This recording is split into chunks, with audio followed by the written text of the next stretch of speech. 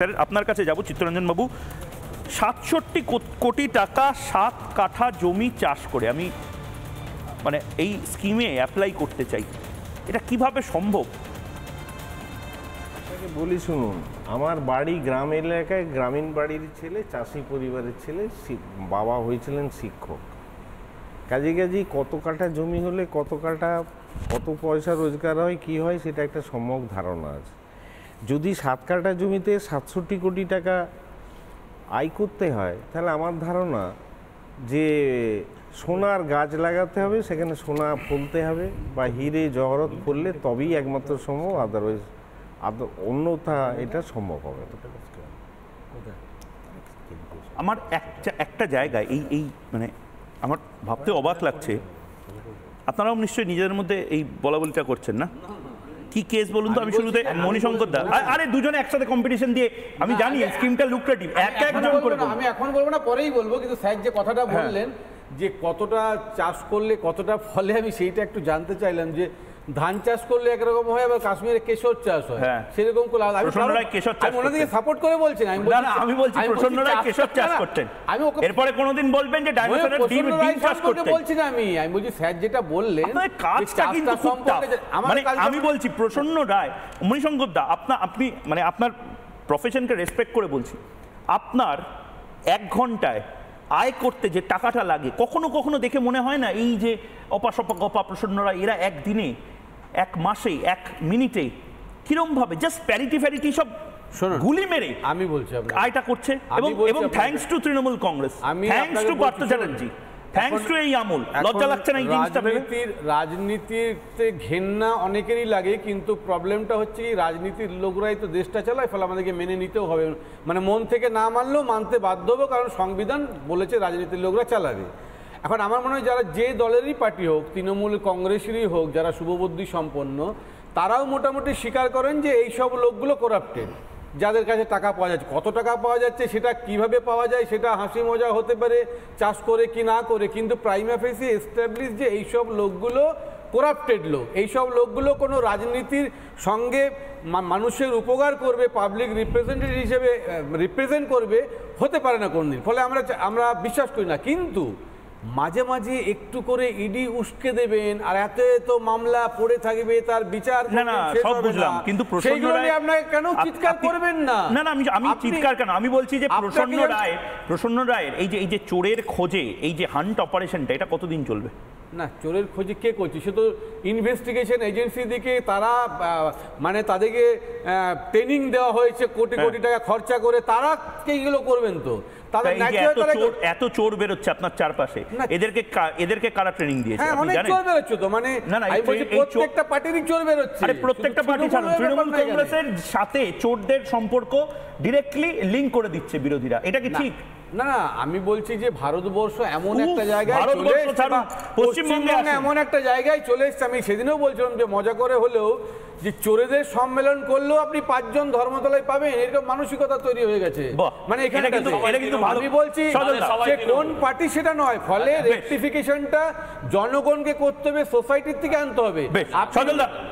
সজলদা, আমার প্রশ্ন একটাই ছিল, শুরুর প্রশ্নটা ছিল মাত্র প্রসন্ন রায়ের থেকে ৬৭ কোটি, বাকিদের খুললে আর কত কোটি টাকা বেরোবে? প্রথম বলবো ময়ূক, তোমাকে আমি অনুরোধ করব, এরা কৃষক মৃত্যু নিয়ে কথা বলে, আর এই রাজ্যের একজন কৃষক যদি 100 কতগুলো কোম্পানির মালিক ৬৭ কোটি টাকার ক্যাশ জমায়, তাহলে তোমার রাগ করার কি আছে? অন্তত কৃষকরা তো বড়লোক হয়েছে তৃণমূল করে, তৃণমূলের ফসল তো ফলিয়েছে, হ্যাঁ, ক্ষেতের ফসল নাই ফলা। মনিদা বলছিল এইসব লোকগুলো করাপ্টেড, আর এইসব লোকগুলোকে যারা প্রোটেক্ট করে, এইসব লোকগুলোকে যারা ঘিরে থাকে, এইসব লোকের বলিনি, এইসব লোকেরা যে কোম্পানিগুলোতে চাকরি করে, সেই কোম্পানির মালিকরা কেমন লোক? এই প্রসন্ন রায়দের সঙ্গে যোগাযোগ হচ্ছে আমার কালীঘাটের কাকুর, ডাইরেক্ট ইনডাইরেক্ট। কালীঘাটের কাকুর মালিককে কালীঘাটের কাকুই বলে দিয়েছে তাকে ধরা ছোঁয়া যাবে না, ইডি ছুটছে না, ধরছে না বলে এখন আমাদের গায়ে লাগছে। এরা হচ্ছে করাপ্টেড লোক, আর এদের যারা মালকিন বা মালিক, তারা এই যুগের রামকৃষ্ণ, টাকা মাটি টাকা তা তো নয়, তাদের নীতি হচ্ছে যত মাটি তত টাকা। তো প্রসন্ন সেটাই করেছে। আপনি ভাবুন, একটা ব্রোকার 5%, 10%, 1%, 2% আমি বলতে পারবো না। সে এই করে যদি 67 কোটি টাকা জমিয়ে রাখতে পারে, তাহলে এর প্রভুদের কাছে যারা আসল মালটা গিলেছে তাদের কাছে কত আছে? ঠিক আমি তো এদের প্রতি দয়া হয় যে এরা জেলে আর বাকিরা এখনো সংসদে বসে বা বিভিন্ন জায়গায় বসে গলা ফাটাচ্ছে। এরা যখন আবার সেইগুলো আপনারা এখানে টকশো করে, তখন আপনারা বলবেন না তো ঠিকই আছে।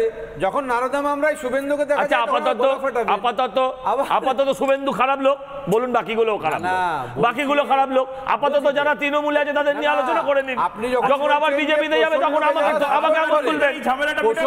আপাতত যারা তৃণমূলের সঙ্গে আছে সেটা নিয়ে আলোচনা করে নিন। প্রসন্নকে যারা সাপোর্ট করে তারা খারাপ, শুভেন্দুকে যারা সাপোর্ট করে তারা খারাপ।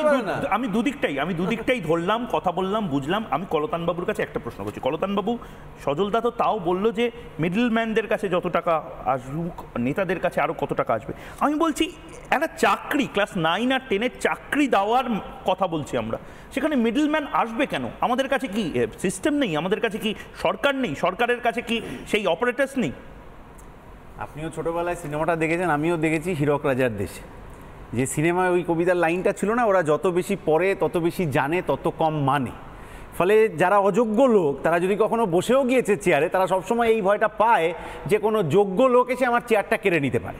তাহলে ওই যোগ্য লোক হয়ে উঠতে পারার যে সিঁড়িটা, যেটা স্কুলে কলেজে শিক্ষকরা আমাদেরকে তৈরি করবেন সমাজ গড়ার কারিগর হিসেবে, ওই মোক্ষম জায়গাটাতে খুব বুদ্ধি করে প্ল্যানিং করে রাষ্ট্র, সেটা কখনো বিজেপি হতে পারে, কখনো তৃণমূল হতে পারে, খুব বুদ্ধি করে প্ল্যানিং করে ওই জায়গাটা তারা তৈরি করেছে যে ভালো যোগ্য ছেলেমেয়ে আমরা তৈরি করতে দেবো না, যে কারণে আমি অযোগ্য শিক্ষক বসাবো।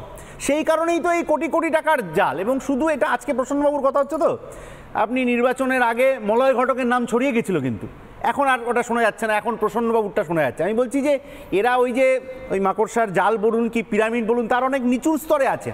আপনি যদি যত ধাপে ধাপে এটার মাথায় উঠবেন, ওই 67টা যে 567 না 1067 গিয়ে দাঁড়াবে, এটা কোনো হিসেব নেই। সাধারণ ছেলে মেয়েদের ভবিষ্যতের ওপর চাষ করে ওই সাতমহলা দুর্নীতির প্রাসাদটা তৈরি হয়েছে। এবং ধন্যবাদ ইডি সিবিআইকে যে তারা এত লিঙ্গার করছেন গোটা ঘটনাটা, যার জন্যে চার্জশিট পেশ হওয়া ইত্যাদিতে দেরি হয়ে যাচ্ছে। এবং তৃণমূলের নেতারা আনন্দে লাফাচ্ছেন যে দেখো চার্জশিট তো পেশ হয়নি, তাহলে তো কাউকে অভিযুক্ত বলা যান। আমি খালি একটা উদাহরণ দিয়ে আমার কথাটা শেষ করতে পারি। 3রা ফেব্রুয়ারি 2019 রাজীব কুমার রোববার দুপুরে কোথায় ছিলেন আমি জানি না, ইডি সিবিআই তার বাড়িতে দৌড়েছিল। উনিও ধর্ণা মঞ্চে এলেন ইত্যাদি ইত্যাদি। তৃণমূলের কোনো নেতার জন্য মুখ্যমন্ত্রী 1 মিনিট ধর্ণা দেননি, যারা জেলে গেছেন, কিন্তু রাজীব কুমারের জন্য দিয়েছিলেন। 3রা ফেব্রুয়ারি 2019 থেকে আজ এই 29শে জুলাই 2024 অবধি আর কিন্তু রাজীব কুমারের কোনো ঝামেলা ঝঞ্ঝাটে পড়তে হয়নি। এখন বোধহয় ভারপ্রাপ্ত ডিজি আর কি, উনি গোটা এলাকার পুলিশকে মমতা ব্যানার্জির মতো করে নিয়ন্ত্রণ করার চেষ্টা করছেন। কিন্তু এই জায়গাটাতে আমার একটা অবজেকশন আছে। এই মুহূর্তে ফিরদৌস